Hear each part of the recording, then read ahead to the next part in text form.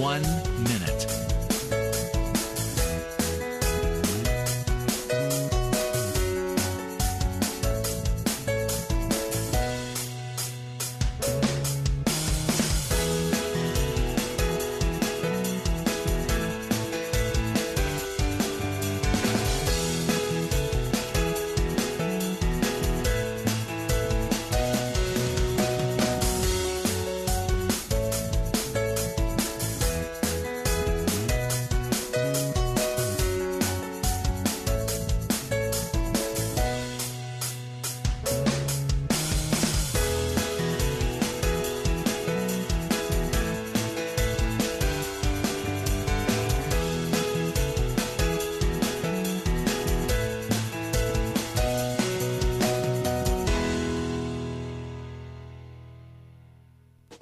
Welcome to Lynn Cullen Live at pghcitypaper.com. Email your questions and comments to Lynn at pghcitypaper.com. Hello, hello, hello. I finally feel like we're back on some solid footing. It's Thursday. Tom Sokolowski is sitting here with me.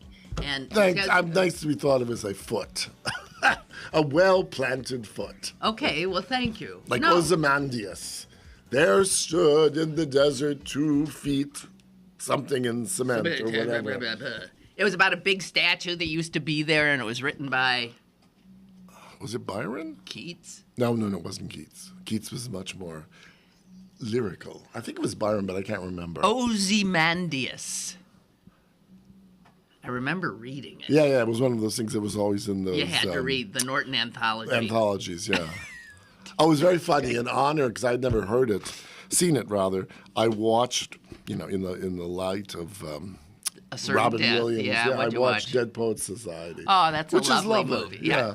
That's a great movie, lovely movie.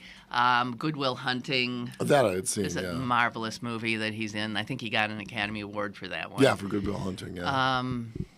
Yeah, obviously, just extraordinarily multi-talented human being. It's amazing how many... We've talked about this before. I don't know if I've talked about it with you. How many comedians turn out to be really, really good actors? Yeah. And really good actors. And I'll give you, we'll go back farther, like Jackie Gleason. Yeah. Jerry Lewis, don't scoff. Name a movie that I'm trying to remember the name. It was with De Niro. Oh. So something more, a little bit more recent. He plays a... help me here. He was brilliant. Brilliant. Well, I remember seeing him. He was on one episode of Law and Order that everyone's been on at some point. And he was very good on that. Who? Law and Order, Jerry Lewis? Yeah. Oh, he was. I'm not talking about the Nutty Professor and this kind of thing. No, and I'm sure he not. was probably good at that. But no, this is when he's doing straight acting. Yeah. Wow. If anyone can think of this, I'm thinking of. Well, it was very interesting. I was thinking about. He was kidnapped, or someone was stalking him, and he was a celebrity. What was he? He was De Niro wanted to do what he did, and De Niro was a nutcase. Oh, I see. Okay. God, it was a good movie. Well, it's interesting. I was thinking about, Robin Williams, as many people have, and all the roles that I saw him in, the serious roles, as you said about good acting, they always were roles that played sensitive people, like the shrink in Good Will Hunting, the teacher in Dead Poets Society, to a certain degree, the disc jockey in Good Morning Vietnam. They were always about people who sort of could get to the core of what's, The most touching thing I saw the other night was, and maybe you saw this, some listeners too, he had been introduced to this great humpback ape or whatever it was called, white gorilla named Coco, who was in a gorilla sanctuary near San Francisco where what's-his-name lived. And they developed this friendship. And literally they taught this gorilla, Coco, a female gorilla, sign language. And she could really communicate. And what's-his-name made many trips back, and they would hug and they would laugh. And so the day they found his body, the guardian, the tamer, whatever you call her. Told Coco that he was dead? It was so sad because she said, Coco said, and she put two fingers like coming Like from tears. the tear ducts and then touching her lip like, I am so sad, because she only knew one Robin. And I thought, how? But then they showed him like hugging, the two of them hugging, and then he made a joke and Coco would laugh. It was really some of that. I mean, because when you can bring out in an animal that kind of everybody who knew. I mean, he's such a good heart, such a good soul, and so for homeless kids and all that. So sort of. You could tell from fast he talked and the way he moved, and that he was just just jumping out of his skin. Well, that's where you can see, obviously, the sort of manic depression, the manic, even though it was professional. It's anxiety. It's just but that's part of manic depression. It was very funny because a number of people said he was good if there were two people or more because he had an audience. But with one person, then it's like, it's Robin telling Lynn or Tom. Right. And I've often said some of the worst interviews I've ever had were with comedians because they either do shtick or they sit there. Right. That's not universal, but it's true enough. Well, they had him something that was called in the paper where he was, I guess, early on Johnny Carson. He wasn't yet well known. But it was, I guess, just at the Mork and Mindy time. And Bob Hope was supposed to precede him on the show, but Bob Hope was late. So he went on, and he was just, as he was, just over bouncing the top, off the walls, screaming, and Johnny Carson laughing. Bob Hope then came on, and moved to the end of the couch, as they did in those days. And then he went off, Robin Williams went off, and Johnny Carson said to Bob Hope, like, well, Bob, what do you think of the new generation? And obviously Bob Hope, whose humor was much more low-key, deadpan. Droll, deadpan, sort of said, oh, he's okay. So the point of it is, here's world-famous Bob Hope for years and years and years, billionaire, whatever, and so he hated being upstaged. I thought that was so interesting. So he wasn't happy. He wasn't happy. Well, then he should come on time. Well, that's right, exactly. Jeez. Exactly. But prima donnaism is rank in our country, in our world. Well, and especially if you're a performer. If you're a performer, right, exactly. But apparently, Robin Williams was not like that. No, he was always on time. He was always on time, really hardworking, extremely generous with other performers. Right. Just seems like the nicest guy, damn it. Well, but you can tell somebody like that is going to burn. You can tell they're going to burn. You can't burn like that and not burn out. Well, and there were pictures of him way before this, what happened. And you saw, just when he'd be sitting there, that melancholy, a sadness in his face. Just so, without a doubt. And the same thing when you think back to Jonathan Winters, who was, that same kind of, because didn't he commit suicide, or did he die? No, causes? I don't think he committed suicide. Remember. But he was, Paul Lynn committed suicide. He was institutionalized a few times. Yeah, there's a lot. Well, I was saying, remember that old 50 song, The Tears of a Clown? No. Well. Are we going to have a rendition of it? The King of Comedy, thank you. If you haven't seen that movie, that is a great movie. Which one to man, listeners? The King of Comedy. And it's, it's De Niro. De Niro? Yeah, it's De Niro and, who's the creepiest, scariest guy who thinks he's got the same stuff. He sits in his basement and pretends he's he's the talk show host. That is brilliant. I mean, I can't believe he didn't get awards for that, actually. So, oh God, what is it with my hair? Is your hair all over the place? Oh no, of course your hair already did it. Darling, yes. Well, the good thing about that is you're not always picking it off your breasts. Well, come to think of it, you don't have any breasts. Every morning I depillotize, my darling. I just have this clipper and I shear off. And So speaking there. of hair, there well, was... no, because in men, I don't know about women, but in men, when you lose your hair, you start having it spurt in places you don't want yes, it. it happens to us Happens to women, all. too. I've never understood why that is. Well, who knows? There's got to be some scientific Yes, if reason anyone for it. out there is a Speaking of capillary specialist. and speaking of hair as well, Yes. was there anyone hairier than Robin Williams? That's not the first thing I thought when he died. No, but I have to admit, Hairy little bugger. no, I don't know that I've ever seen anyone with hairier hands. Oh, He interesting. literally, Maybe maybe that's that's why why the he and gorilla. Coco. I know, because he literally, I remember saw I a vaguely picture remember. of him where he's like this, and his hand does look Yeah. almost like a gorilla's hand. It wasn't just. Well, that could have been interesting because when he would present them and feeling that they didn't feel like Well, the I think- humans' hands. I mean, just extraordinarily hairy human being. Now, whatever. on this Thursday show, we've brought out new insights about Robin Williams that even Entertainment Tonight, Inside Look, and all these other horseshit shows Nobody has said brought he's out. hirsute. Hirsute, yes, exactly. What's the opposite of hirsute? Hairless. Glabrous. Oh, really? Glabrous. Glabrous. Which means Well, little like- hair? Well, like really none at all. Like None sort at of all. a guy who's Glabrous. body surf, not body surfing. What do you call it? Body? Shaving.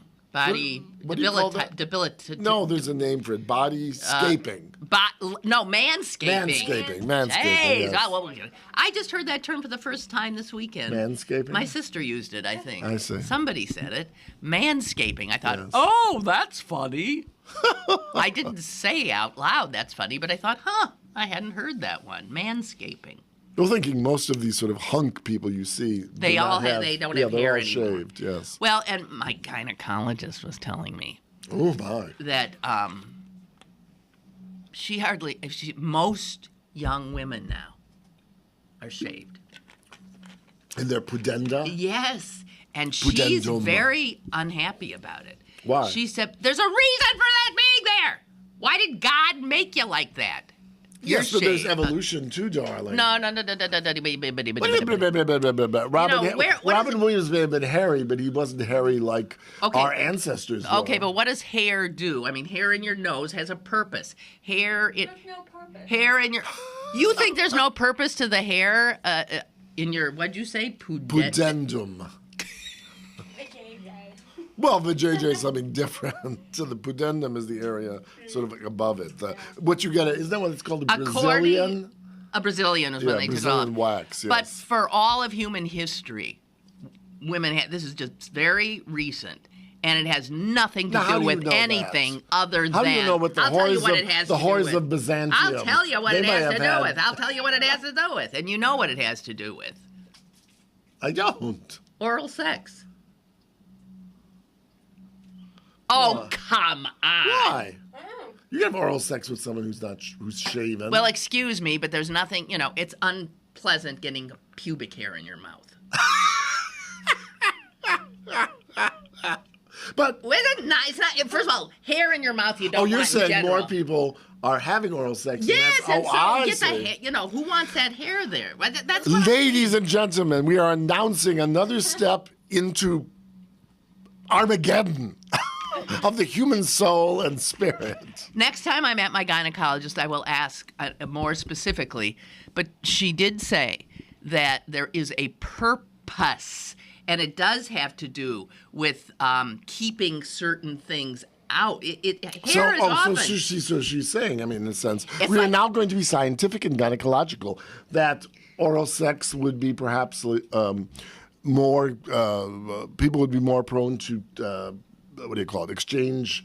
Body fluids maybe. Well, or even just germs, viruses. Thank you very yes. much.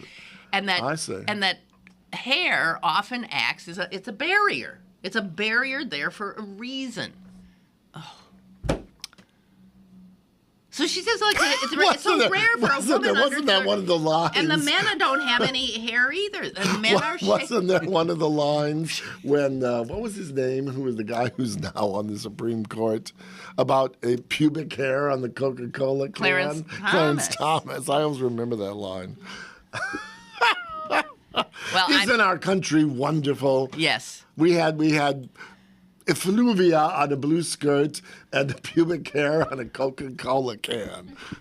And this was Isn't America, damn it, good and wonderful? And this was attempting to figure out who should sit on the Supreme Court. Or be president. And not only was Coca-Cola can figure prominently, but a pubic hair. Pubic hair.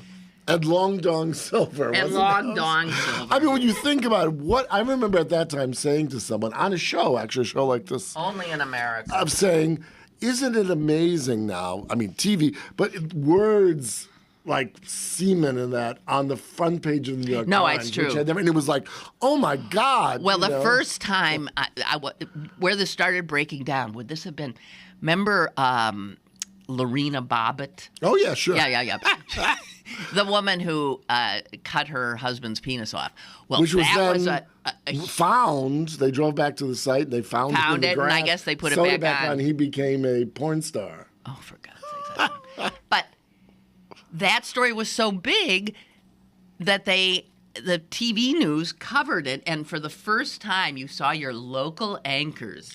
It was in TV at the time. It was so funny having to say, and the penis was later discovered in the bulrushes, like Moses. No, but it really is interesting. Like with those events, they were forced. It was open. Yeah, you were forced. It was opened up, and now you can say and hear. We want to thank Lorena Bobbitt and Monica Lewinsky and her little knife and Clarence Thomas for getting us beyond some of our squeamishness about certain things. Where are you, Lorena? Please call in if you're near a telephone. All right. Ansel writes, Lynn, I enjoyed Robin Williams' comedy, but not as much as I enjoyed his more serious acting roles. My absolute favorite is Dead Poets Society, followed closely by Good Will Hunting and August Rush. I didn't see August Rush. His comedy was best when seen in person at a comedy club. I saw him once at the Funny Bone on Route 51 back during his Mork and Mindy days. Wow. He wasn't on the bill that night, but he showed up unexpectedly just to harass the scheduled comics. And I'm sure that, too, was, for all that, I'm sure that's true, the need to be on stage, I'm sure. Like, I'm sure he was here doing something, whether personally or professionally, and then that I need to be on stage so I can. And it's funny, I mean, I've never seen him live, but I did watch a couple of those HBO specials of him in concert. And yeah, because even though he could be quite profane and whatever on TV, there were certain things even then he couldn't say. But some of these shows, I mean, God. I don't know. It's just a bummer. Bummer. Well, may he find peace in the next life. You don't believe in the next life, I do. Do you really? I do.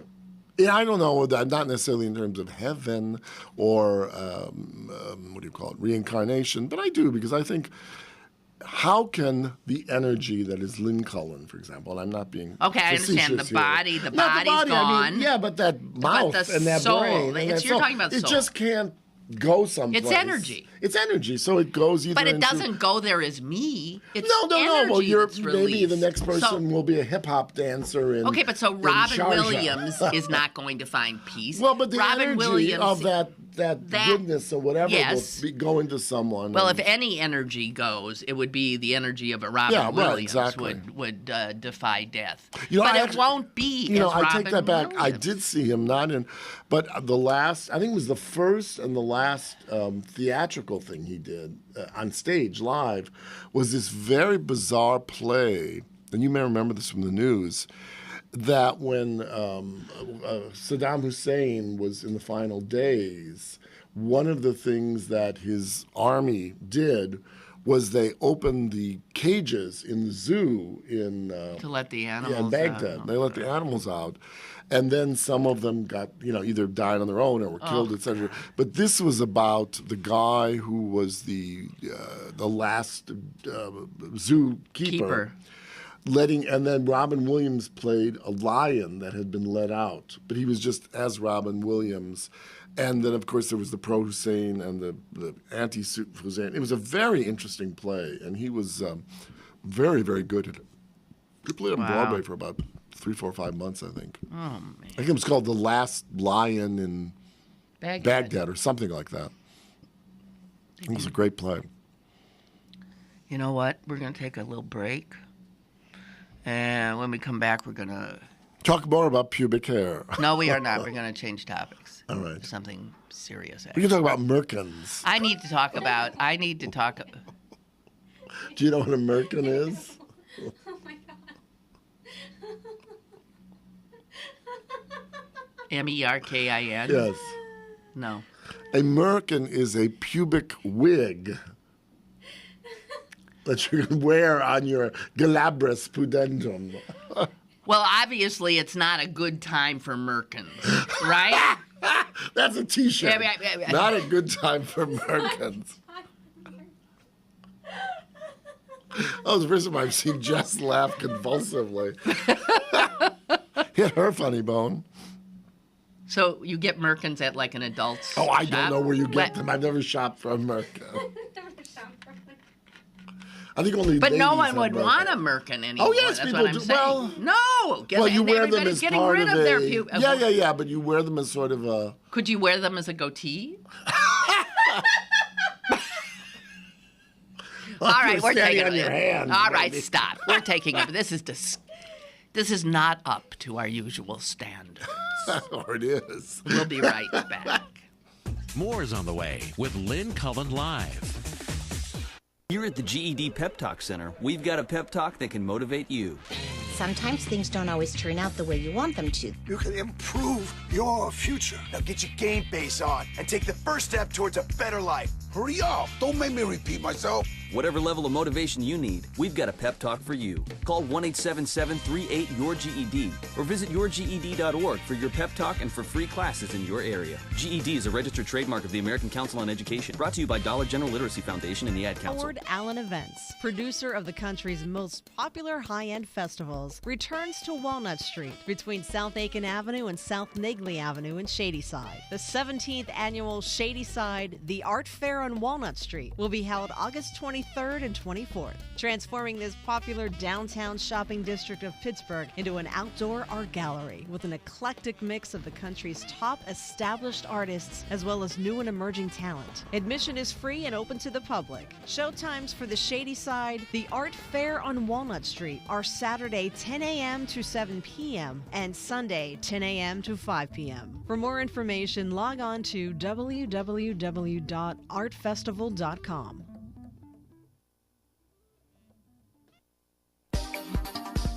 You're listening to Lynn Cullen Live at pghcitypaper.com. Once again, here's Lynn Cullen. Biblical. Will you?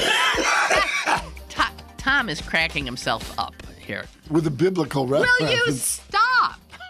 Well, the Bible is true, isn't it? Yes, that's true. Esau was hirsute. Yes, And Jacob was glabrous. Now, But only for a while, because then he put on those phony... he faked a merkin. He faked an arm merkin. Good for Right. you. Like, when you learn a new word, I remember this You have one to nun. use it. Use it in the set. I'm sure the nun in question would not have been pleased with the words you were using. Well, she probably wore one.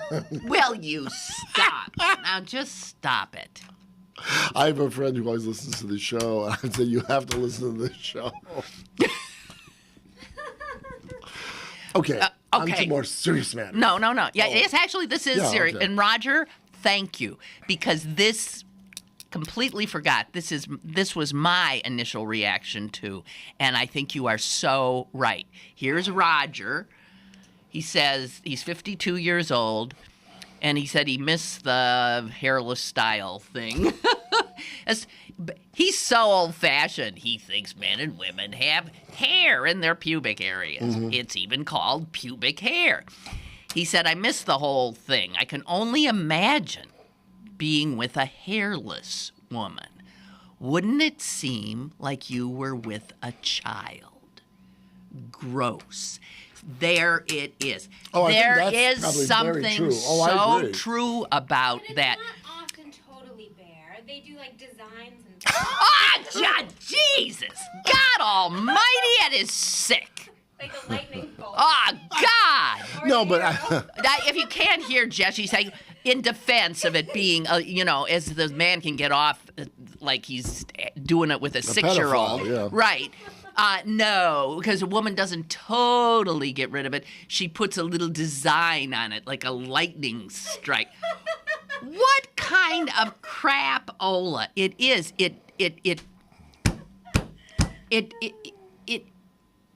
There are girls have hairless, and women For don't. pruity, So yeah. I think that's very creepy. Oh yeah, I would be interested to know, and I'm sure there are statistics.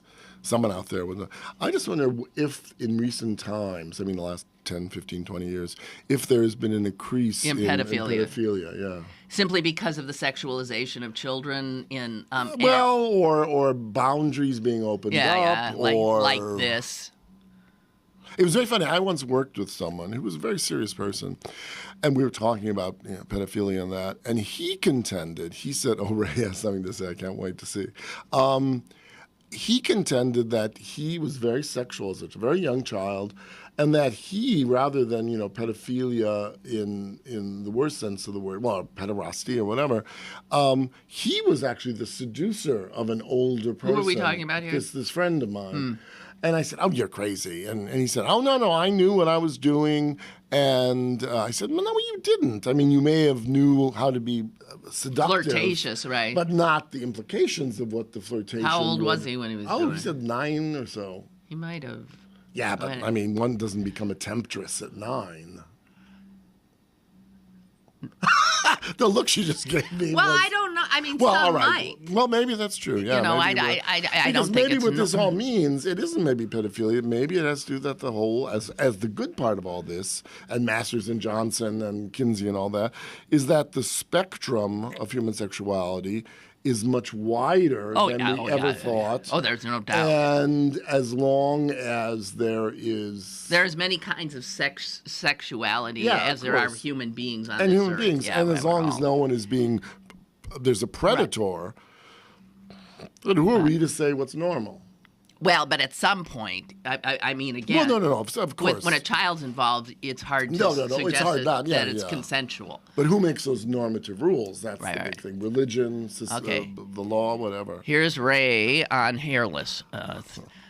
Funny that Tom's great word glabrous and glad come from the same Old English or Norse root, and it means shining and joyous. Maybe that's why the young people are removing their nether hair for joyous reasons. That's interesting, Ray. I mean, and I'm sure you're right, as you always are. But I would have thought. What do you mean, Well, as he he is always? No, he's not always Most right. of the time he is. I caught him once, and he admitted it. But I would have thought like glab and glad. How do you know that's the same? Are Well, you sure yeah, about that? I mean, that was the end are both tiptongues, I think, as they call them in speech. I would have thought they would come from different words, but I guess you may be right.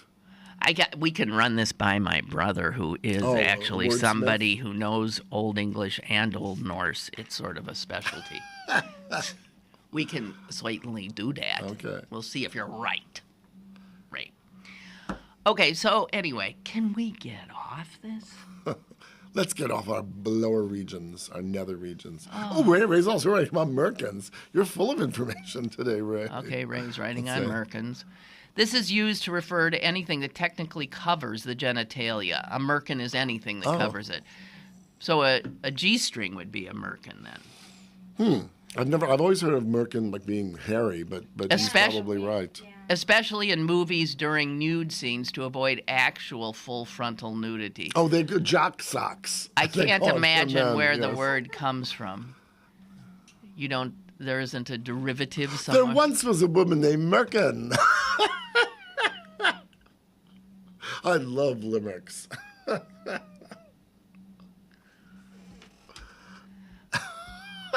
I feel like I've lost control of this particular Yes, program. she.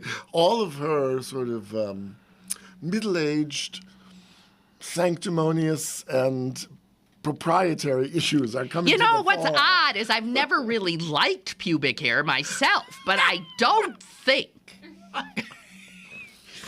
it should be summarily. And what's worse, it's not. Dispatched. Yes. I mean, Dispatch your pubic hair, O slatterns. and the worst thing is that women go to a spa and have somebody put wax Which is all not over their. comfortable. Are you kidding Someone me? once did it to my Oh, but arm. did 'cause I it wondered hurt what like it felt hell? like. It Yep, did. it hurt like hell. And it was zip. But can you imagine yeah. doing that to such a Yeah, to you know sensitive area, Woo! For beauty. Oh, Well, what I can't imagine is Aw, man. doing it and allowing there to be, as Jess said, a lightning bolt. Zip! And then all of a sudden you have Jupiter's lightning bolts. Enough. I really. Speechless. It's not that The I'm lightning speechless. bolt has struck you. I am. I'm thinking a show like this. If this is what we're gonna do, And we're sitting here in the nude. Just right? No, we need to do this later.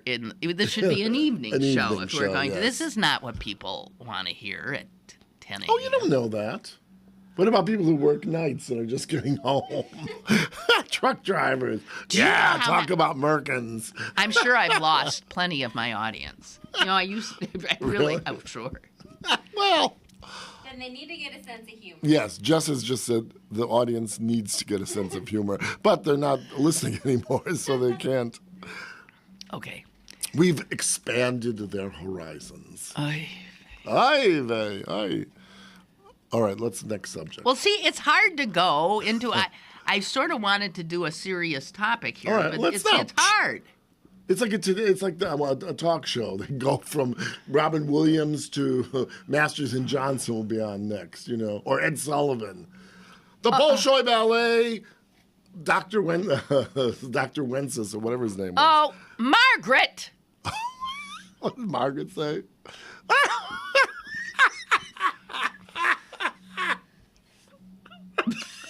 I want to know what Margaret said. I've never even heard that term. I'm sick of learning all this stuff. I think it's a word for your what is it? pudendum.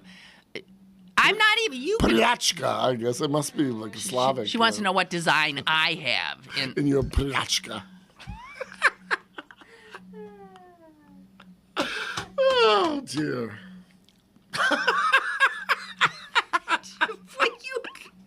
I swear to See, God. your listeners are coming in with all the good stuff. All right. Our noble listeners like Ray and Margaret and Hansel. and Ansel, Roger. right? These are all Yeah, these are your fine people. minds, all right. Oh. All right. Damn it. You had a serious subject. Well, I did, but I just don't want to. We have a call. Thank you. Oh, good. Hello. Hello. Hello, I just want to make this real quick. Thank If you. you ever watched Honey Boo Boo, they call it a biscuit. Yeah, they do. I don't know. So what I was calling about so is the Secret Service. There's something really quick. They said they like Joe Biden, but he skinny dipped in his pool, and they said that's a form of sexual harassment. There's a book about the Secret Service and their really? tough duty, and that's one of them. Having to look at Joe Biden naked. I believe you with that. He's in pretty good shape. He wouldn't look Is he? horrible. Thank you very much, and we appreciate the dog, too. Yes, the dog was on Lynn Cullen as well. We've gone to the dogs today, Lynn. Jesus, dogs have more dignity than we are exhibiting. That's not true. not true. Dogs have no dignity at all. Oh, yes, they do.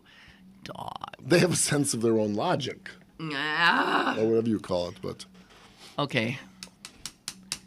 I'm not going to go to this. Let's just fill up until we take our next break. I note that you were looking at this New York Times piece. Right, about the Warhol that, stuff. You know, since Sokolowski put the Warhol Museum on the map,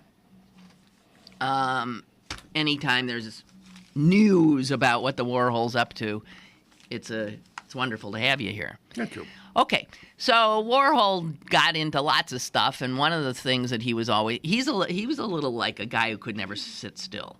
Yes. Yeah. Mm-hmm. So he was always snapping pictures, and he had a 16mm camera, and he was doing videos.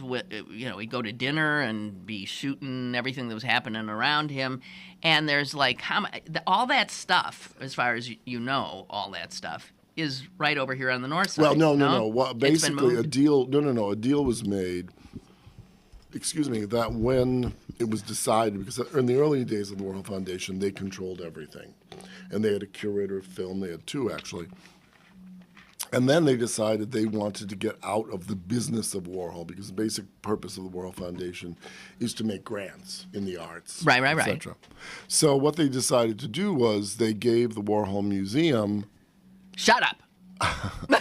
Excuse us. I'm sorry. Thank you very much, Brooklyn's. Best show ever. Yeah, see. They gave the museum the copyright so that every time someone uses a film image on a T-shirt or an article or something, or shows a film, the Warhol Museum has the rights to okay that and then levy get a little money licensing, for it. Or a lot of money. But what they also decided to do was to give the actual original film materials, the film stock, to the Museum of Art, because the Museum of Art, the Metropolitan Museum, the Museum of Modern Art in New York, MoMA, had the best facility to store which is in near northeastern Pennsylvania. I can't remember the name of the city. Doesn't matter. It doesn't matter.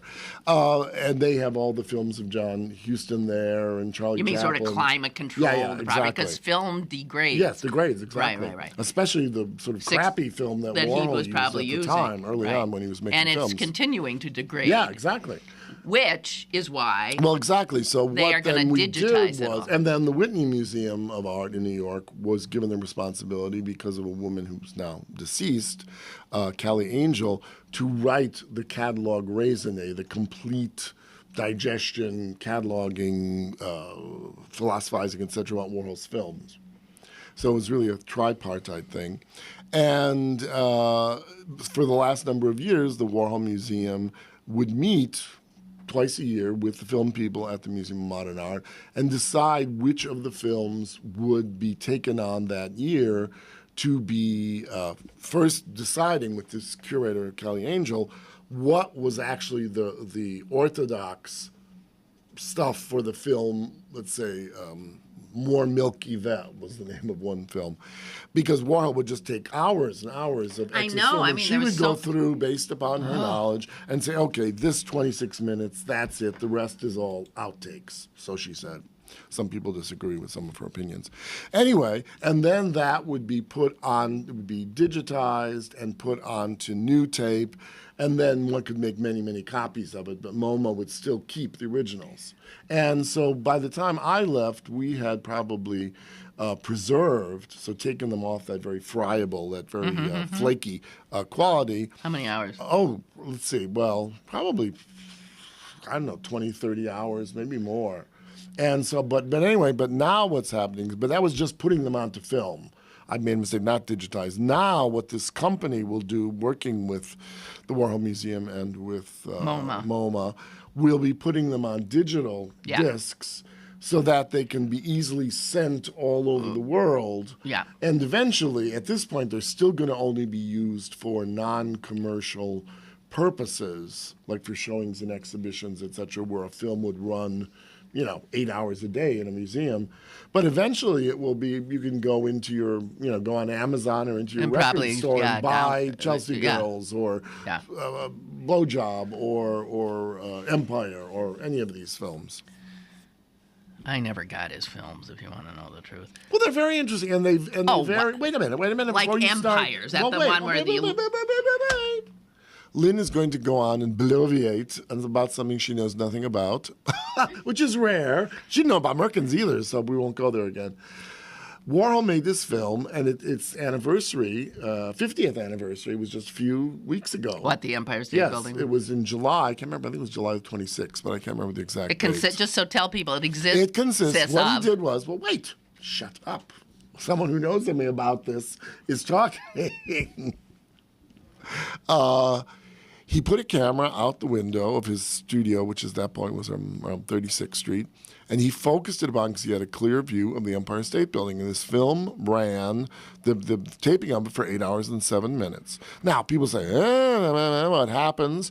And it's true about all you see change. There's at one point a bird flies. I was going to say birds fly by. But the light changes. The light changes. And you say, what's so good about that? Well, my darling, if you look back to Impressionist painters, the painter Claude Monet did a number of series, which would have been akin to cells of a film, showing a haystack, morning sun, afternoon sun, evening, crépuscule, as the French would say, and the same thing of the facade of the Rouen Cathedral. So Warhol, using a modern medium, was doing something exactly the same. It required a little bit more of Monet to do each of his that little old bullshit argument. So it's easy to do. All Warhol did is set up a tripod, put his camera on it, aim it, and leave. Well, so what? He got the desired effect, didn't he? No, I mean, in this case, who would watch this thing? Oh, people do. They're out of their minds. Would you spend 8 hours looking at a static shot of the Empire? Would you? But it's not static. I watched a couple of hours. It isn't. The sky changes. Yeah. Now, why I'm annoyed by this? It's not about Warhol. Why wouldn't you just sit on a bench and do it yourself? Why look at his, Because no one else did it. He did. You could say that about every kind of avant-garde work of art that was made. Who wants to listen to, Sartre's No Exit? Not me. Well, you might, but many people far smarter than you or I think it's a great play. I'm just a rube from the Midwest. You said it, oh Queen, not I. Oh, to quote Shakespeare. I'm sorry. I'm sorry I even brought it up. She doesn't like to be found wrong, listeners. So 3 times today, Galabras, Merkin, and Warhol. So it does say here that it will take a long time because there's tons to be digitized. This will be MoMA's largest effort to digitize the work of a single artist. And and what's interesting, may I make one other comment about this? With film, some of you may know that about 5 years ago, I was still at the museum, we did a project for the opening of the second Festival of Firsts here in Pittsburgh with the Pittsburgh Cultural Trust, in which the Trust and the museum, under the direction of Ben Harrison, the curator of performance there, created a performance work, a musical work called 13 Most Beautiful, because Warhol would often show, he made these things called screen tests, which were about 3.5 minute long portraits of people. Right. And he did about 500 of these. Yes.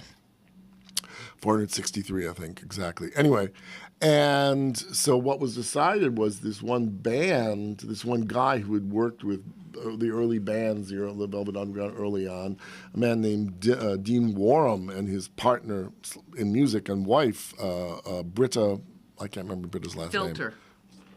Britta Filter? No, not Britta Filter. Ha ha ha, cute, how droll. They did a soundtrack for these silent films. And it was really interesting. And it's been performed now, I think, 1,000 times all over the world.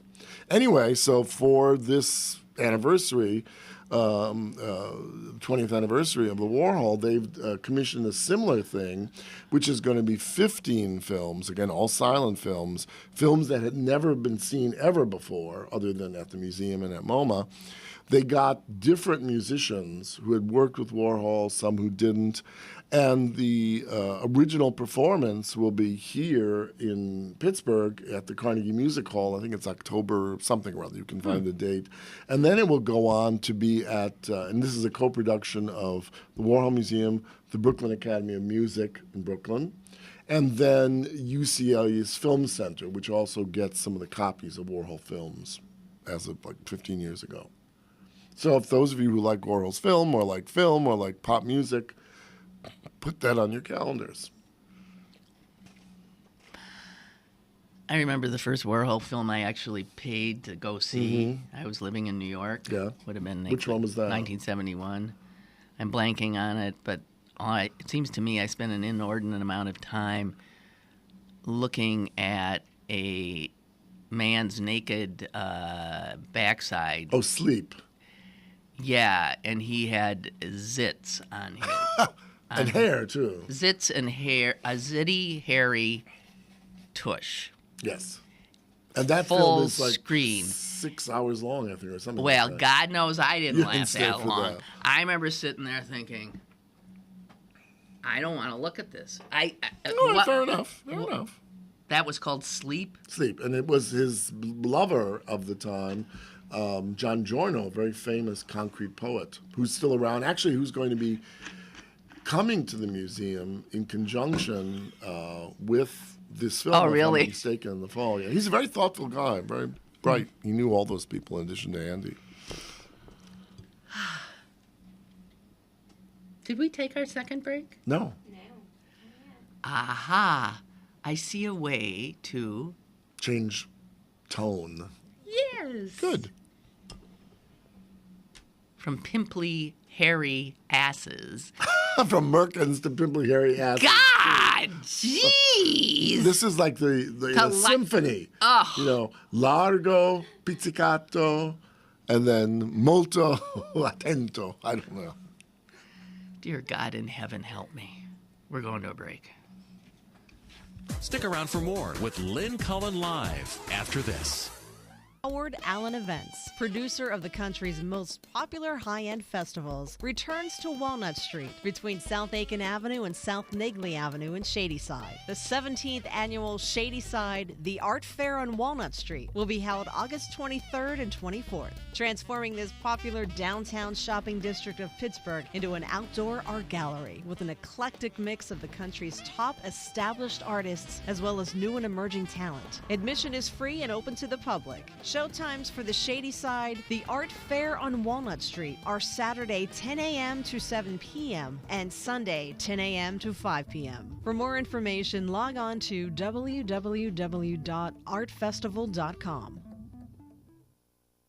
Download the CP Haps app to find out what's happening in Pittsburgh. It's the fun and free app that puts the most popular events at your fingertips. Text EVENTS to 77948 to download now. Available on the App Store and Google Play. Brought to you by Pittsburgh City Paper. Now, it's back to Lynn Cullen Live at pghcitypaper.com. Okay, I just want to get serious for the rest of the show. I cannot... And so I sort of said, I think yesterday, I really can't bear anymore this story.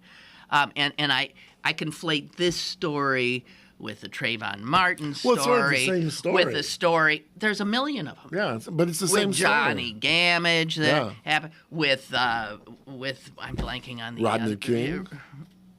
Yeah. With the poor guy on Staten Island. This happened, just a few weeks ago? Just a few weeks ago. Who's selling onesies, little, with cigarettes, doing absolutely that is not a capital crime, who's now dead. I am so sick. I am so sick of law enforcement in this country viewing every African American male as a criminal. Well, what was interesting on NPR yesterday, I didn't realize this, that even though this town, this suburb, and Susan certainly would know, but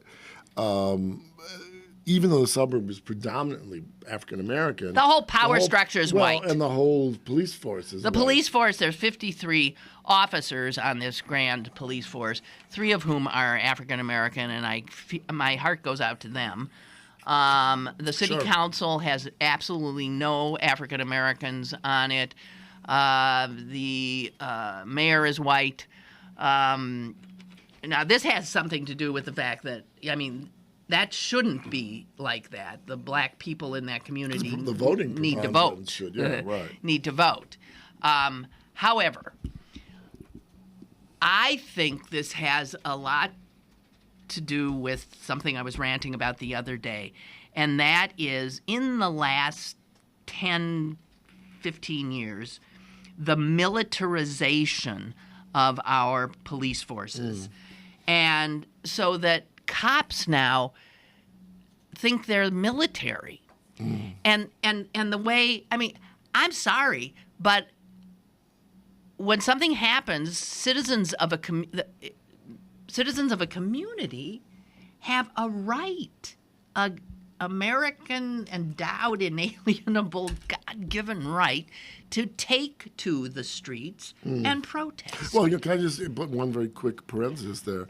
And they don't need to have rubber bullets That was not these have not been violent. It's the cops that seem out of control. Well, the funny thing was, I was going to say, just very briefly, I used to stay in London for a month every summer in the 80s to the early 90s. I sort of house sat at home for some wealthy friends who couldn't leave the home unguarded. Who cares? Get to the point. Yeah, get to the point. So anyway, in their business, he was an art dealer. Something happened, and I was called because of the number, and there had been a flood, and he had all these very valuable paintings. I had to go there, and I didn't know the code, so I broke through the door. I mean, opened it, and the electronic thing went off.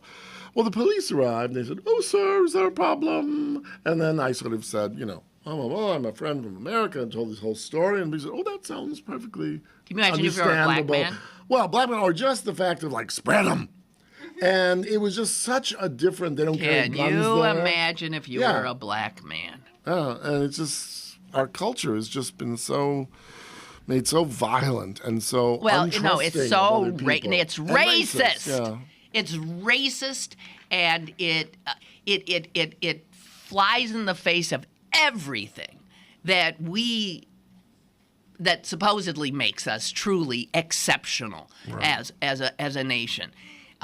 These revolutionary ideas like innocent until proven guilty. Jury of your peers, the right to express yourself, the right to gather, the right to have to speak of your grievances to the power of authority, the right to be safe in your skin and your homes.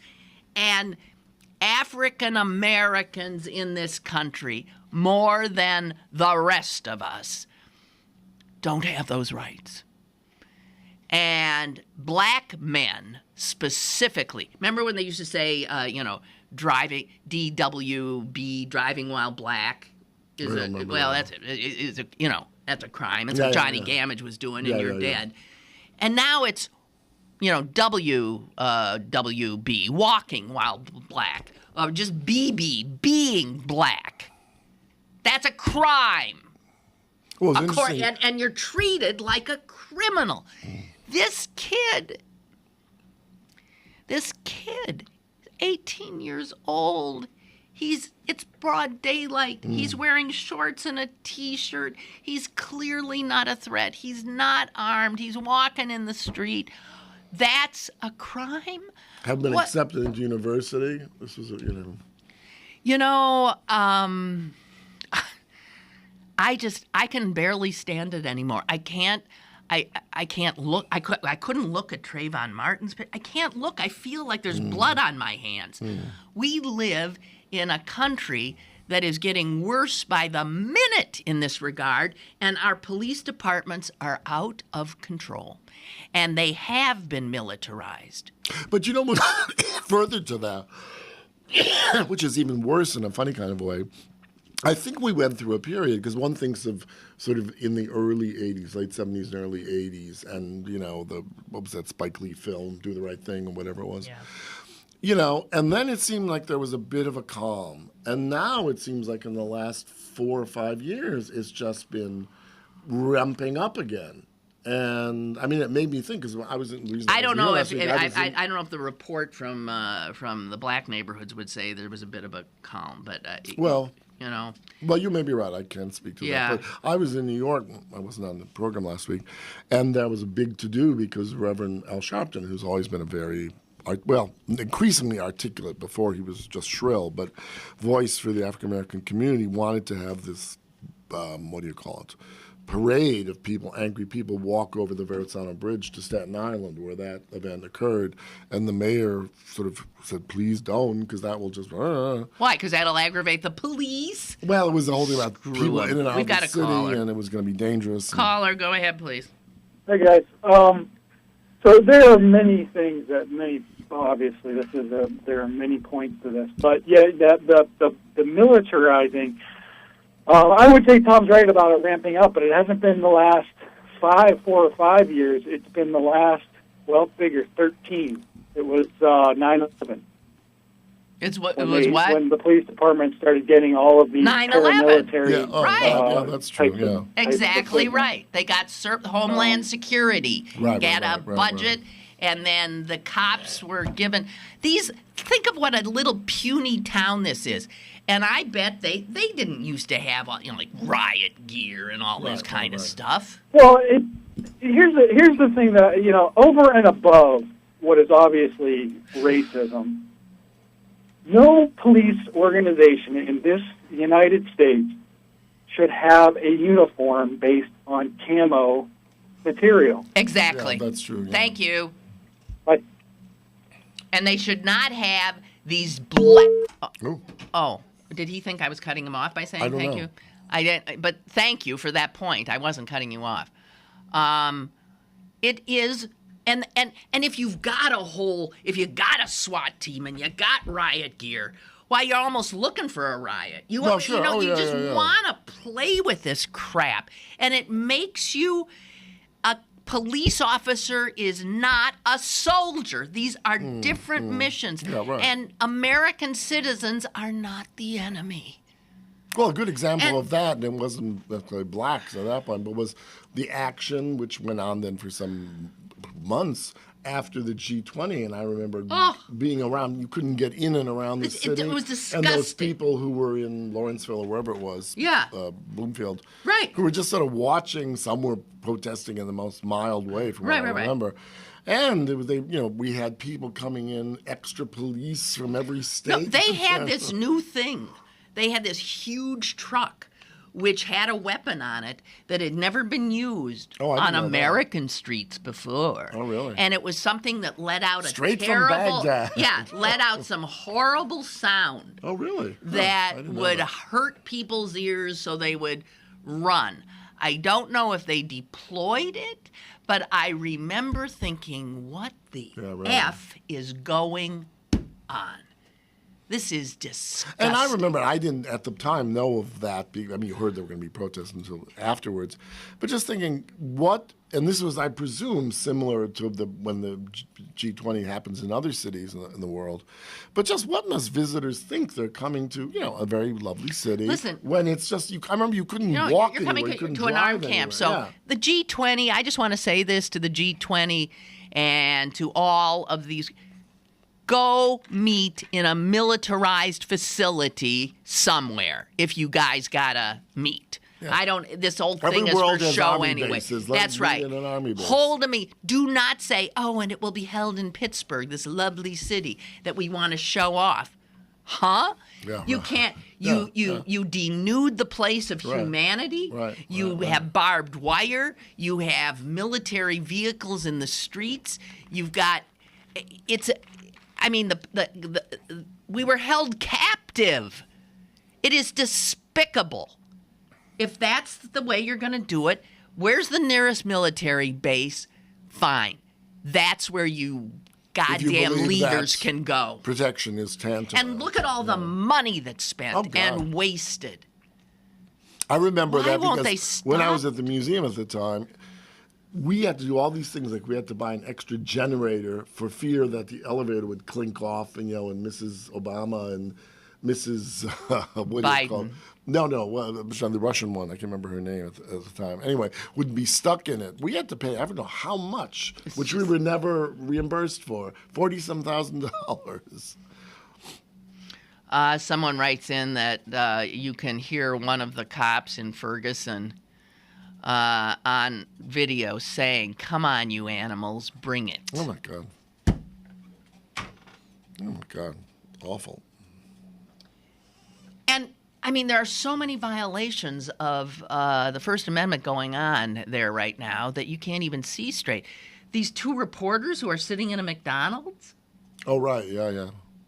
they end up handcuffed, detained for sitting in McDonald's, taking notes. They use too much ketchup. Oh, dear God in heaven. Yeah, you know really. what?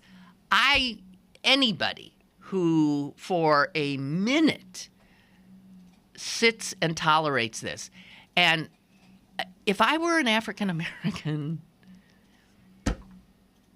I think I would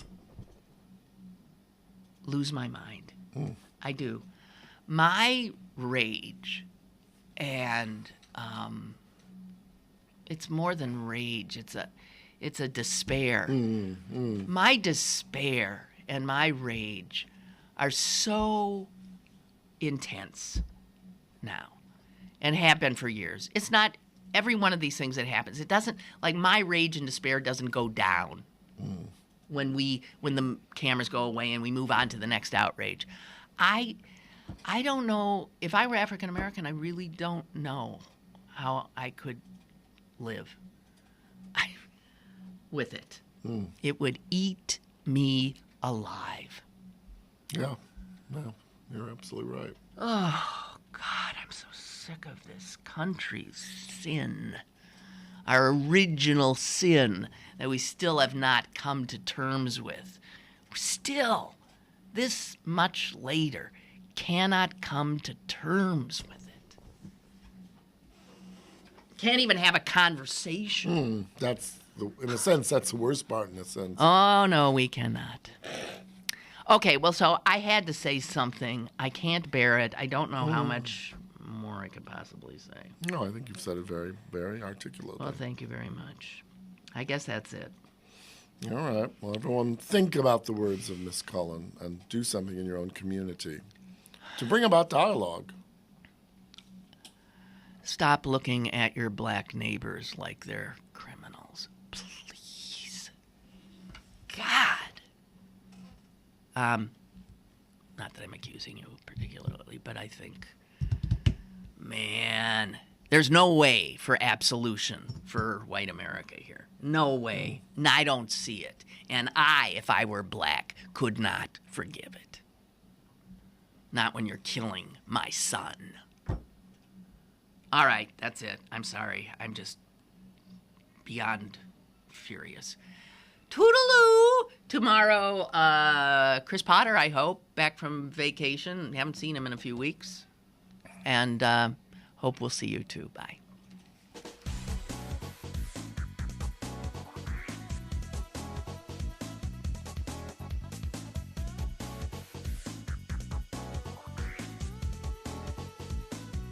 Lynn Cullen Live, Monday through Friday from 10 a.m. to 11 a.m. and archived at pghcitypaper.com. The opinions expressed on Lynn Cullen Live are those of the host and do not necessarily reflect the viewpoints of Pittsburgh City Paper, Steel City Media, and its advertisers.